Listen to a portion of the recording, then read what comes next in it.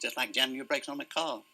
There was no impact, no great impact. You couldn't feel it, just a bit of a shudder, then she stopped. Now, when people realised the ship was actually sinking, were there scenes of great panic? At the end, it was chaotic at the end. What was happening? Well, everybody was crying, praying, trying to get into the few lifeboats that were left. No, it was pretty sad at the end. You met a woman, didn't you, and you gave her some advice? Yes, well, Mrs. Clark, I got into a lifeboat. She was having trouble getting her life jacket on. So we fixed that for her and told her, and she didn't want to leave her husband, that was the trouble. Half of the women didn't want to leave their husbands. But anyway, I got her into a lifeboat as a precautionary measure, and she said, well, can my husband come with me? I said, no. He'll follow on later on. Well, now, how did you get off yourself? Well, I dropped off the stern just before she sank. So you went right up to the stern here? Yes, it was quiet up there.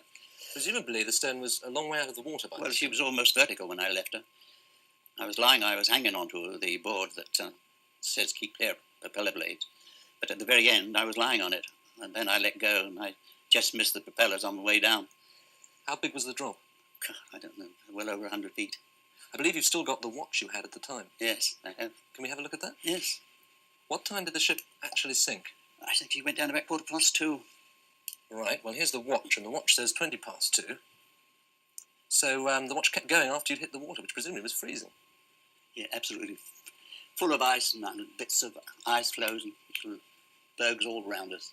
Eventually, you managed to get into a lifeboat. Yes. Did you meet Mrs. Clark again? Yes, I met her, and I sat next to her, and she wrapped a blanket around me and tried to keep me a bit warm. I was nearly frozen solid. What about her husband? Her husband was drowned.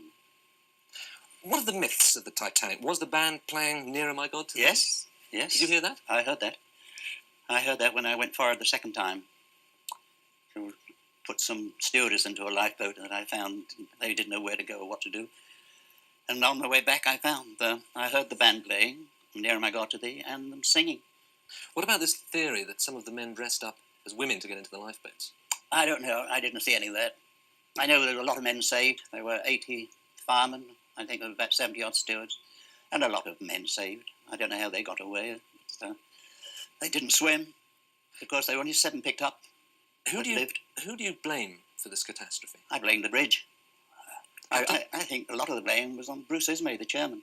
He was the chairman of the shipping line? He was the chairman of the shipping line, and I'm very much afraid he influenced Captain Smith so much that we went straight for the ice. There was no question about it. We were absolutely thrown away. That ship was thrown away. Why, though? Why? For the sake of speed. We shouldn't have been anywhere near there because we had warnings that there was ice, and there was ice all over the place. We had it from ships and shore, and we went straight ahead as if there was nothing there in our way.